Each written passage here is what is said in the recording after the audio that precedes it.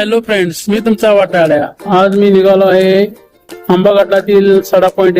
माझ्यासोबत माझा भाऊ रेहान आहे.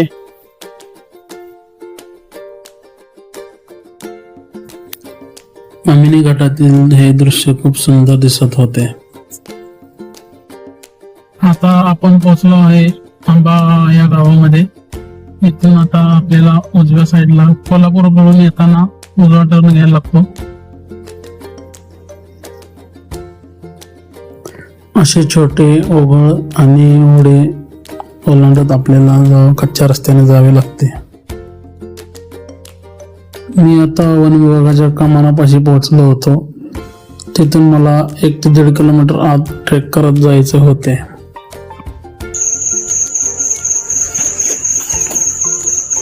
वीकडेज असल्यामुळे आज जास्त गर्दी नव्हती. फक्त काही तुरळकच पर्यटक होते. येथून माझा घनदाट जंगलातून ट्रेक सुरू झाला होता. ही वाट घनदाट जंगलातून जात असल्यामुळे इकडे येताना सर्व खबरदारी घेऊन यावे. येथे गवे आणि बिबट्यांचा वावर असतो. पुढे गेल्यानंतर आम्हाला हा छोटासा ओढा दिसला. त्याचे पाणी जोरात वाहत होते.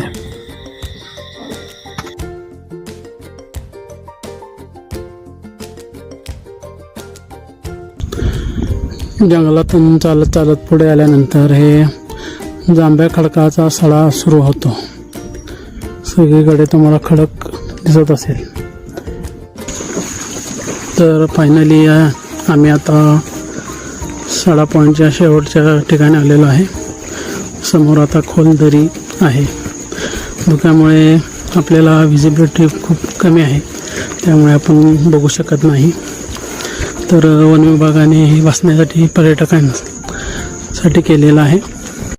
हे बसण्याच्या ठिकाणाबरोबरच हा एक वॉच टॉवर सुद्धा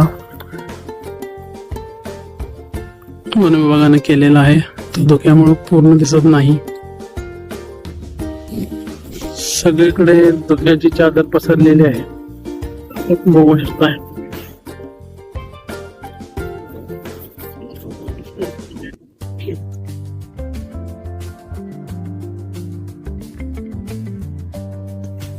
तर इतक्या सुंदर ठिकाणी लोकांनी बघा असा हा कचरा केलेला आहे. कृपया आपल्या सर्वांना विनंती आहे, इथं आल्यानंतर कचरा करू नका. कोणत्याही पर्यटन स्थळावर गेल्यानंतर कचरा करू नका.